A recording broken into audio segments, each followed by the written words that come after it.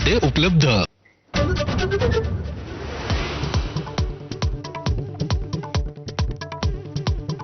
शिवसेना पक्ष चिन्हाबाबत पुढची सुनावणी 4 ऑगस्टला होणार। सर्व मुद्दे संकलित करून देण्याचे न्यायालयाचे निर्देश। परीक्षा सुधारणा विधेयकावरती राज्यसभेत चर्चा। मजबूत कायदा आणावा ही 2024 मध्येच मागणी केली होती। मल्लिकार्जुन खरगेंची माहिती। स्वतःची खुर्ची वाचवण्यासाठी पंतप्रधानांनी प्रधानांचा राजीनामा घेतल्याचा दावा।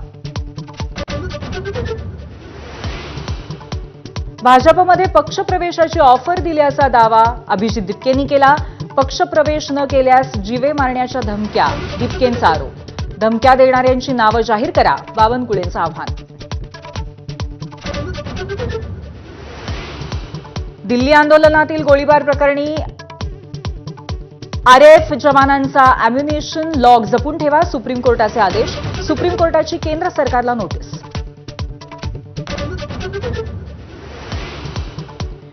गडचिरोलीतल्या 44 पैकी 39 महसूल मंडळामध्ये अतिवृष्टीची नोंद। नद्या नाले दुथडी भरून वाहत आहेत। अनेक रस्ते बंद, जनजीवन विस्कळीत। नगर परिषदेच्या इमारतीला पाण्याचा वेढा। मराठमोळा क्रिकेटपटू अजिंक्य रहाणेची आंतरराष्ट्रीय क्रिकेटमधून निवृत्ती। इन्स्टाग्रामवरती व्हिडिओ टाकून केली घोषणा। 12 कसोटी आणि 3 वनडे सेंचुरी ठोकून इनिंग आटोपली।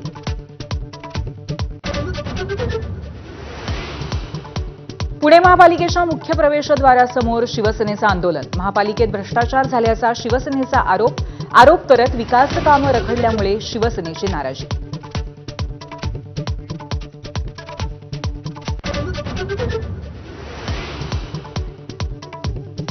नमस्कार, मी पूर्वी भावे, टी टाइम न्यूज मध्ये आपलं स्वागत। परीक्षा सुधारणा विधेयकाची राज्यसभेमध्ये अग्निपरीक्षा सुरू आहे।